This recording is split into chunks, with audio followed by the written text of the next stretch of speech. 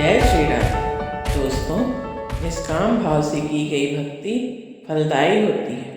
तो आइए, हमारे चैनल धर्म और ज्ञान में आपका स्वागत है। यदि आप हमारे चैनल में नए हैं तो आपसे अनुरोध है कि चैनल को सब्सक्राइब अवश्य करें, और यदि आपको कहानी अच्छी लगे तो लाइक और कमेंट बॉक्स में नमः शिवाय अवश्य लिखें। तो आइए कहानी शुरू करते हैं। एक गांव में किशन नाम का एक दूध वाला रहता था। उसके पास 2 गायें थीं। वो हर सुबह उनका दूध निकालता और पूरे गांव में घूम घूम कर बेचा करता था। किशन का रोजाना का एक नियम था कि दूध बेचने के बाद जो दूध बचता उसे वो रास्ते में शिव मंदिर के शिवलिंग में चढ़ा देता था। उसका दोस्त अमर उसे प्रतिदिन ऐसा करते देखता था। एक दिन अमर ने कहा, किशन, तू इतनी मेहनत से पूरे गांव में दूध बेचता है और जो दूध बचता है उसे तू शिव मंदिर में चढ़ा देता है। गांव के लोग तो थोड़े से दूध में पानी मिलाकर शिव जी को चढ़ाते हैं। तू भी ऐसा ही किया कर, और बाकी जो दूध बचेगा उसको इकट्ठा करके उसका दही और घी बनाकर बाजार में बेच दिया करना। इससे तेरी आमदनी बढ़ जाएगी। किशन ने कहा, मैं भोलेनाथ को अपना पिता मानता हूँ और इसलिए उनकी भक्ति और सेवा करता हूँ। भोलेनाथ की कृपा से मेरी इतनी कमाई हो जाती है कि मैं उससे खुश रहता हूँ। किशन अमर की बातों पर कोई ध्यान नहीं देता और नियम से रोजाना दूध चढ़ाने का काम करता रहता था। एक दिन मंदिर के पंडित जी ने किशन से कहा, किशन, तू प्रतिदिन महादेव जी का दूध से अभिषेक करता है। तेरी क्या मनोकामना है जिसके लिए तू ये करता है? किशन ने कहा, पंडित जी, मुझे भोलेनाथ से कुछ नहीं चाहिए। मैंने तो कई बार लोगों को दूध में पानी मिलाकर चढ़ाते देखा तो मुझे लगा कि भोलेनाथ पानी मिला दूध पीकर कमज़ोर न हो जाए, इसलिए मैं उनको शुद्ध दूध चढ़ा देता हूँ। अच्छा अच्छा, तब तो ठीक है। पंडित जी मुस्कुराने लगे।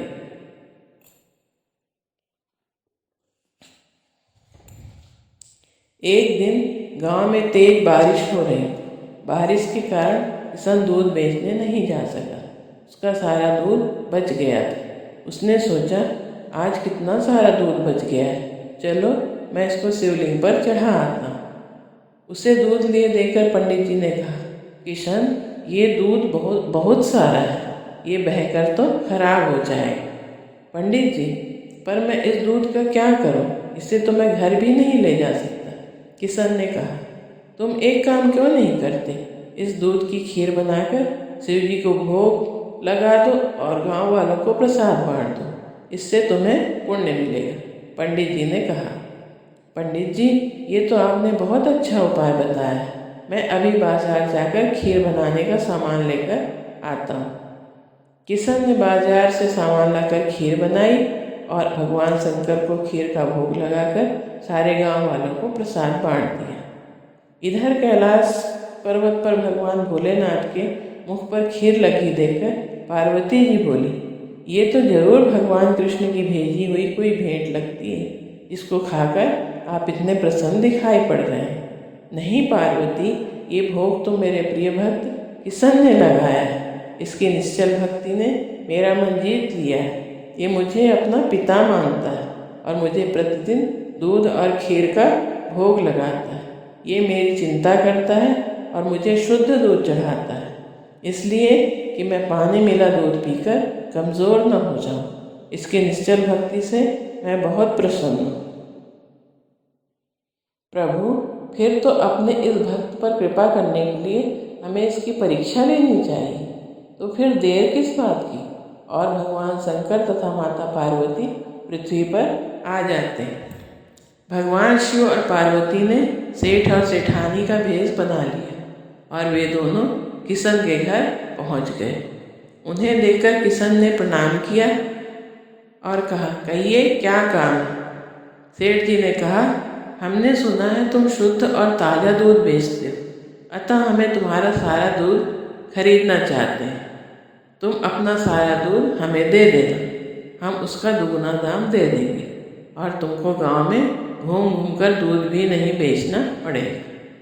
नहीं, मैं आपको सारा दूध नहीं दे सकता, क्योंकि मैं थोड़ा दूध भोलेनाथ के खीर और अभिषेक के लिए रखता हूँ, किशन ने कहा।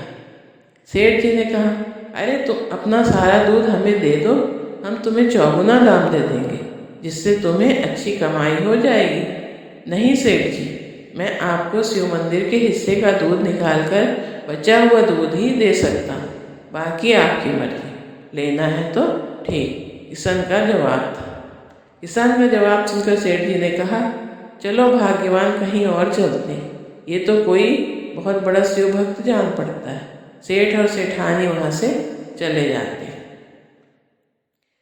सेठ और सेठानी वहाँ से चले गए और कुछ दूर जाकर उन्होंने एक गरीब ब्राह्मण और ब्राह्मणी का भेष बना लिया और जाकर मंदिर की सीढ़ियों में बैठ गए। शिवम दूध बेचकर शिव मंदिर की ओर जा रहा था। उसने ब्राह्मण और ब्राह्मणी को रोते देखा तो कहा, आप दोनों क्यों रो रहे हैं? आप अपनी परेशानी बताइए, शायद मैं आपकी कुछ सहायता कर सकूं। बेटा, हम दोनों कई दिनों से भूखे हैं, हमारे पास खाने को कुछ नहीं है। आप परेशान मत होइए, मेरे पास थोड़ा दूध और एक डिब्बे में खीर है, आप लोग ये खीर खा लीजिए, जिससे आपकी थोड़ी भूख मिट जाएगी। भगवान शंकर तुम्हारा भला करे। बेटा, आज तुमने ये दूध और खीर खिलाकर हमें तृप्त कर दिया।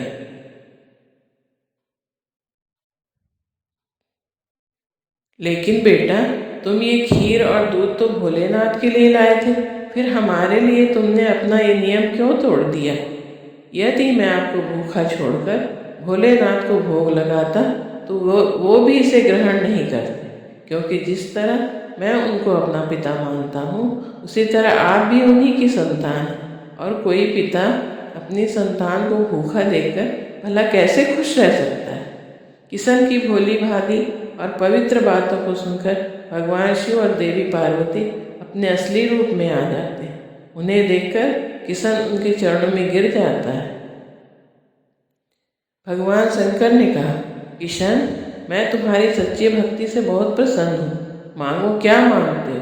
किशन ने कहा, प्रभु, मुझे आपकी भक्ति के सिवा कुछ नहीं चाहिए। मुझे आपकी भक्ति करने से जो खुशी मिलती है, उससे बढ़कर मेरे लिए कुछ भी नहीं। किशन, तुम मेरे सच्चे भक्त हो, आज के बाद तुम्हारे जीवन में कोई दुख नहीं रहेगा, मेरा आशीर्वाद सदा तुम्हारे साथ रहेगा। किशन को आशीर्वाद देकर भगवान शंकर और माता पार्वती अंतर्ध्यान हो जाते हैं। उस दिन के बाद किशन का जीवन सभी प्रकार के सुखों से भर जाता है। दोस्तों, इस कहानी से हमें यह शिक्षा मिलती है कि जो निस्वार्थ और निष्काम सेवा भाव के साथ भक्ति करता है, प्रभु स्वयं उस पर कृपा करने के लिए बाध्य हो जाते हैं। अर्थात, निर्मल मन जन सो मोहि पावा, मोहि कपट छल छिद्र न भावा। धन्यवाद। श्री शिवाय नमस्तु।